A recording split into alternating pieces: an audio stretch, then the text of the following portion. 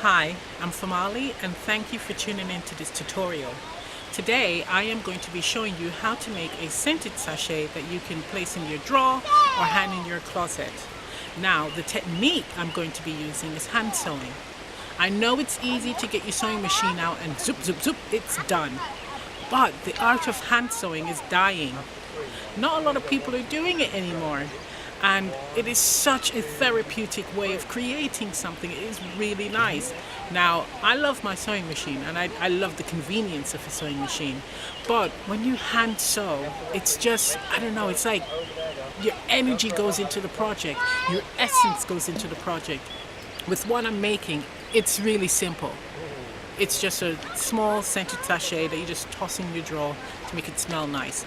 But it's a project that you can start. Today, I'll show you how to make these lovely scented sachets that you can toss in your drawer, hang in your closet, or give as a gift. Here's how I did it.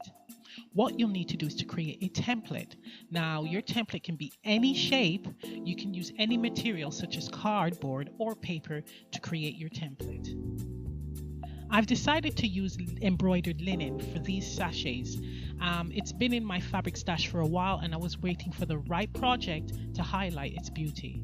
All you have to do is cut out the shape, inspect it, then set it aside. I've decided to create loops for my sachet. You don't have to create loops for yours. You don't even have to use the same fabric, but I've opted to use the self fabric for my sachets.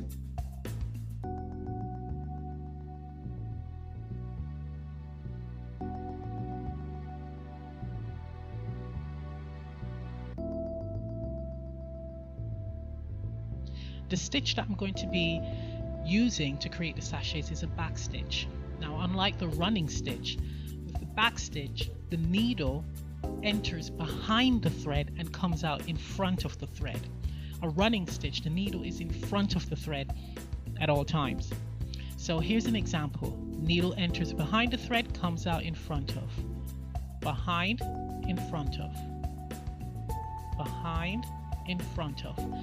And I find that this stitch is really secure. I use it for my hand piecing when I'm making quilts, and also I use it for when I'm hand sewing other projects.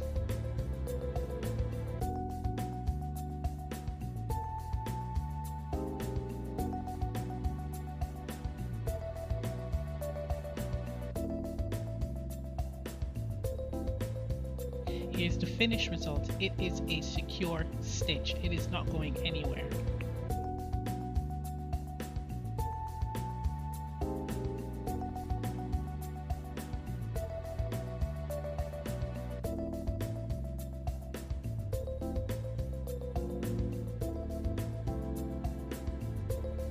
Now let's get started. Now I have one of the loop fabrics here, and what I've done is folded it in half and finger pressing it. You can use an iron if you'd like. I find that linen, it holds its shape really well, so I've decided to finger press. Now I've folded the fabric in half again, and you do this on each side.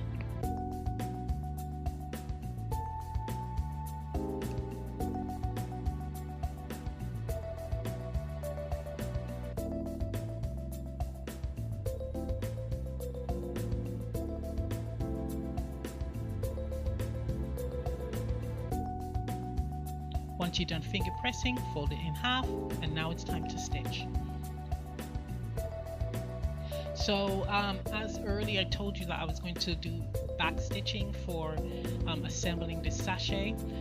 It's not clear because the thread is brown and the main fabric or the body fabric is brown, so that's why you wouldn't be able to see the stitch properly, hence the earlier example with the white thread.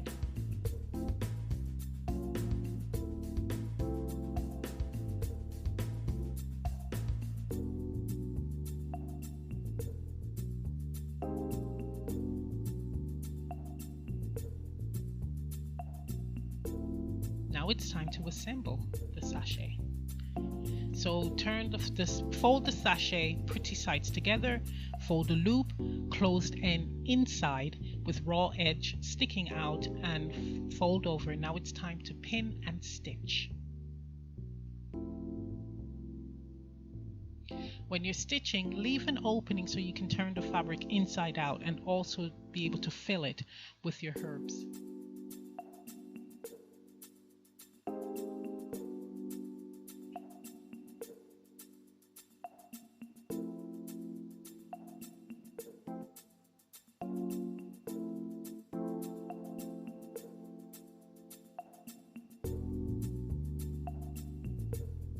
If you're finding that the back stitching is difficult when you're going over the loops because it's quite thick, all you have to do is to just go over it again until you feel that it's secure.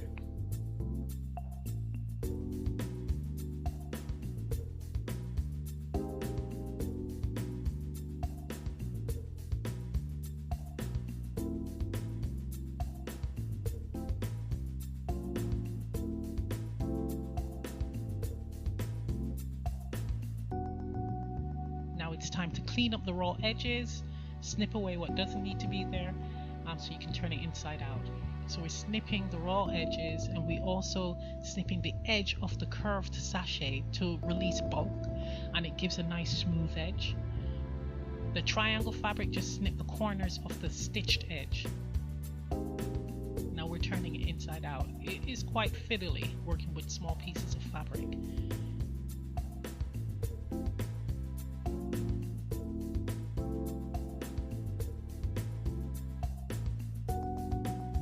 Now you can use a chopstick to release the bulk from the corners so it gives a nice sharp edge. I've seen people use scissors, but it's not the way to go. Now you can fill your sachets. I'm using lavender and peppermint. And now it's time to close it. I am using an invisible or a ladder stitch to close my sachets. You can use a running stitch. The ladder stitch just gives the sachet a nice clean finish. You won't be able to see where the opening is. With a regular running stitch, you'll be able to see the area where the opening was. I don't particularly like that, but again, it's personal preference. And with a ladder stitch, it's pretty much a zigzag pattern. Whether you start from the right or the left, it's sewing on one side and then the next stitch is on the other side. And you go backwards and forward until you get to the top and close or are able to close the opening. And all you do is just create a knot. You're done.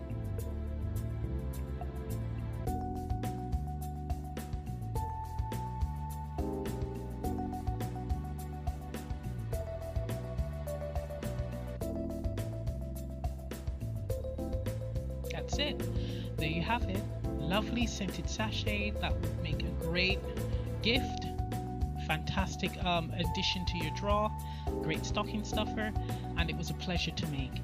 Thank you for tuning into this tutorial. Please tune in for the next one.